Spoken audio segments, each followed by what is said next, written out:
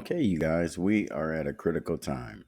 You guys had to have seen the DNC by now. I watched it 8 times. I'm done. I'm totally done. If that's the party that likes us, I am fearful of the Republicans, which is advertised as a party that doesn't like us.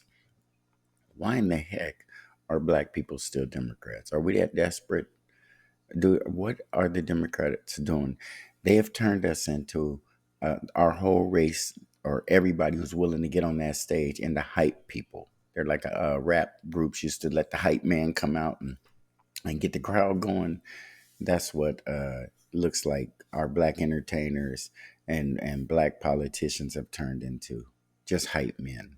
They get up there and they get the crowd going. See, you guys have to realize we have a very painful past as black people. And we can't allow people like Barack Obama, who's a very intelligent person and who speaks well and has great speechwriters behind him, to take our history, put it in a speech that gets you so emotionally stirred that then he starts to take that speech in other directions, and you're following the basis, or your basis for following him is civil rights and human rights and black rights and our plight through slavery and up to now. And he's taken all of that to kind of hypnotize us into just following him into LGBT, the abortion issue. I feel that it's futile for black people to continue falling for these fake fights. Obama was in a position to take the Roe v. Wade. He was the president of the United States. He had the Senate and the House. If he didn't have enough Democrats, or if he was going to lose that on just Democrats not participating or voting no, then it is what it is. This is a democracy. You can't twist people's arms and make them vote a certain way. Maybe he's from a part of the country, that particular politician who ain't with the abortion thing. All Democrats aren't 100% on board with that. But it's such a major, big issue in the Democratic Party, and they push it so hard in the black community. You would think that during that time, during that open window of Barack Obama being in a place to take it and put it out of play. And he didn't do it. He didn't do it. He also failed to seat all those vacant federal judge seats, hundreds of them. Trump came in, boom, he did it. That's outmaneuvering your opponent. And we're, I think, falling in line with the group that is not maneuvering well, not fighting well, getting outdone. If this is the way it's going to be, we need, as black people, we need a movement. We need to take all these black people who get on national TV and are all plastered all over the internet, and we need to black them out, meaning they got to get out. They cannot get on TV and continue to do this. No other group of people on this planet would allow it. We got D.L. Hughley, Oprah Winfrey, Whoopi Goldberg. I mean, the list is endless. Al Sharpton. We got politicians. We got leads. We just got so many people doing us harm, and we still here. So let's get rid of them so we can spend our time progressing and not just treading water. It's an opportunity for us to move up all times. There is no better time than any other time. But right now is the best time. The absolute best time. Because we have control of this. We cannot control the past, and we do not know what the future holds. But we can guide the future by our actions right now. Michelle Obama, you got to go. Barrack, you got to go. All of you people who get up and openly lie to black people. And the part that's the most difficult to deal with is when the black people aren't even mad at you. They're not even upset even a little bit that you are up there point blank lying to them, because through your issue in the country, go look at black people and you can multiply it by 10. So with you identifying these issues that are going on, and um, you're ready to fight hard for the LGBT, you're ready to push real hard to get this financial crisis behind us. And then you got all these black people standing around like what do we do? Oh, we got something for you to do. Vote. You vote. Get me in office. And then I will get my agenda pushed out, which doesn't include you. That's what we keep getting met with. Black out. Black them out. They got to get out of being black.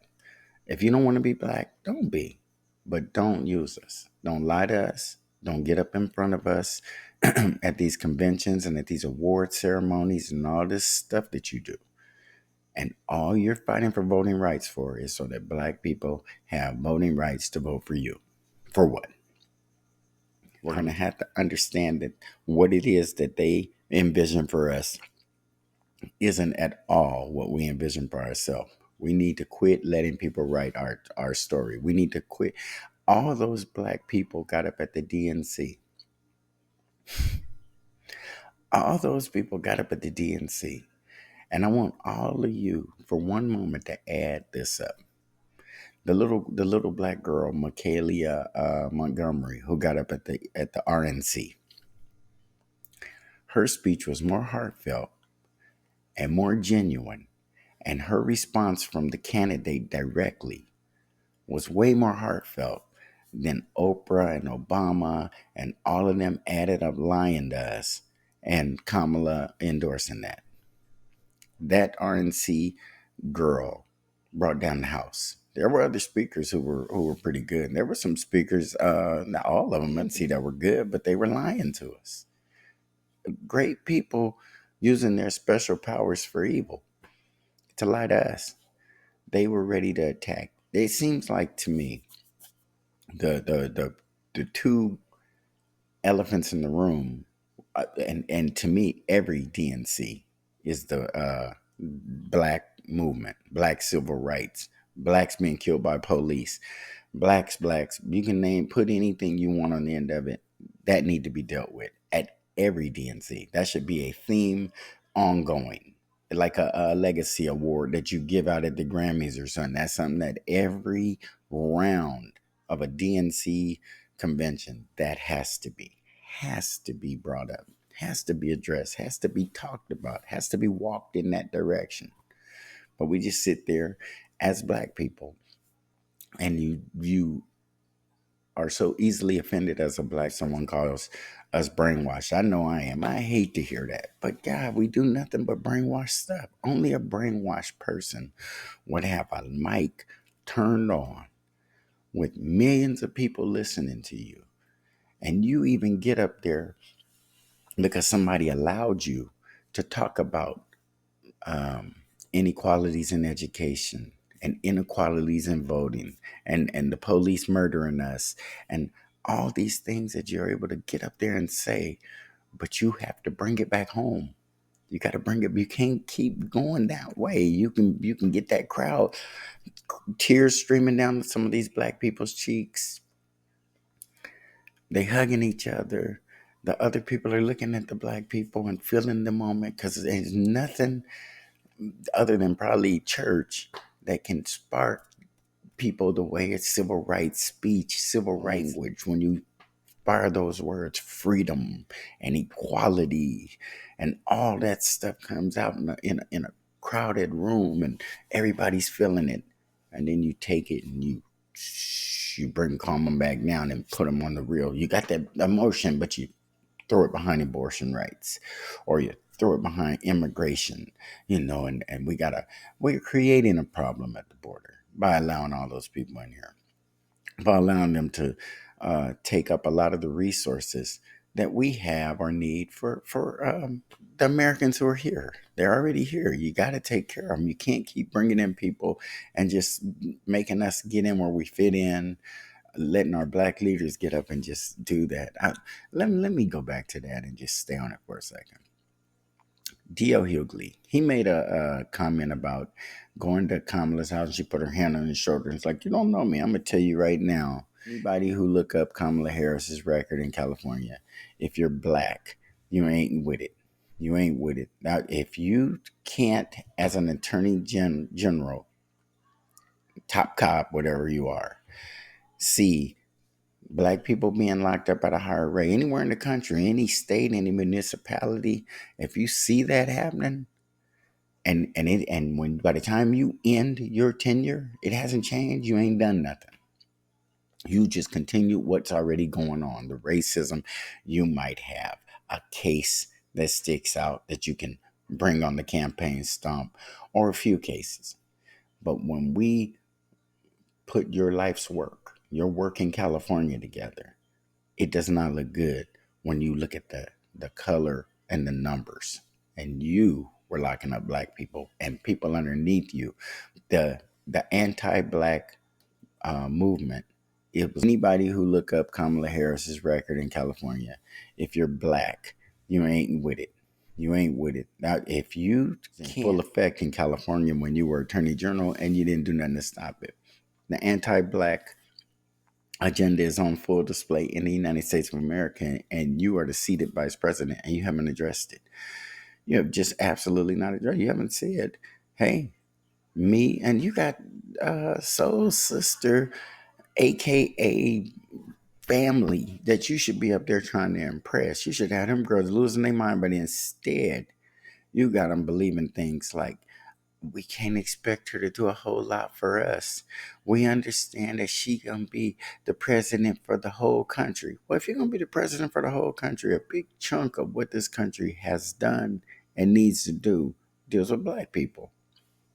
And ain't no way around it. It's because we're disliked. People don't think it's right. But we ain't got time for that. We don't have time to be spending a whole bunch of time trying to fix those people. We don't like them. It's very difficult to do something when you don't like. And it takes a special person to be fair to someone who you just point blank don't like. And your race don't like them.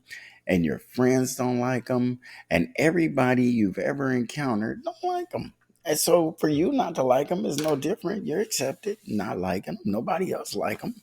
And then you find blacks that don't like them. So then they get up there on stage and do that shit. Talking about they more worried about the country than anything. Well, you should be more worried about your people. Because no matter what happens with this country, we are still going to be the same people. Where are we going to be at? What are we going to do? What are we going to do with no support from each other? No unity amongst ourselves? Because they have already got us up there and trotted us across the stage and made us just sell ourselves off. Just sell ourselves off. Oprah Winfrey, one of the most rich, I'm not going to say powerful. I don't have any powerful black people in the country. Because if they were, why would they be afraid to speak out of turn? Why would they be afraid to bring the conversation back to where it needs to be? Why are they so scripted? Why are they so easily controlled? Black them out. They got to go. It's a movement that needs to start. I'm going to do my part. I'm calling it out. I'm blacking it out. If somebody is black and I have a small platform, I'm gonna contribute it to exposing that kind of behavior. But I'm gonna start with this episode by letting you know more will be coming in my blackout series. And we're gonna kind of use this as a light opening of the door. And then we're gonna dig deep on a lot of these folks and see if you still love them as much. And if you don't, and I'm singing to the choir, then let's sing loud. Because share videos like this to people totally being brainwashed by the, and you're arguing with them, and they sometime in your mind you might feel they're winning, or if they're not. You're respectful. You care about them.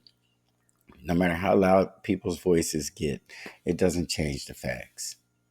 They turned us into a race of hype people. We just hype up their little ideas and their little dumb. That's why sometimes when black people do things that don't make sense, you just look at them. It's because a white person told them to do it. And they told them to do it. Hey, you should get up there and say, we like chicken. Well, gee, that might, no, really. I see you guys eating it all the time. They'll buy that. That kind of bullshit. Somebody tell you to say something and you go home and look in the mirror and say that shit and it don't feel right. Then when you go back to no, I'm not gonna say that. Or say it. And then as soon as you say it, put them on blast. Tell the audience why it sounds so damn stupid and why you said it in the first place. And then say what you really feel like saying. Say what the hell is on your mind, whatever it might be. If you LGBT, say that. But if you're a black person and you feel that we need to be protected a little better than what we're being, then join my movement. And we are blacking them out. We get them out of being black, and we unblacking them, or whatever the hell you want to call it. I like that too. But we're gonna toss it around. Right now, it's blackout. They getting that. Oh man, it's painful to watch. Getting up there saying this stuff they saying so they can persuade another black person to go down that dumbass rabbit hole that they've been going down for 60 years. You have to, at some point, justify it. At some point, you do. Think hard, think deep. Please share, like, comment, and subscribe. And we'll see you on the next episode. Bye-bye.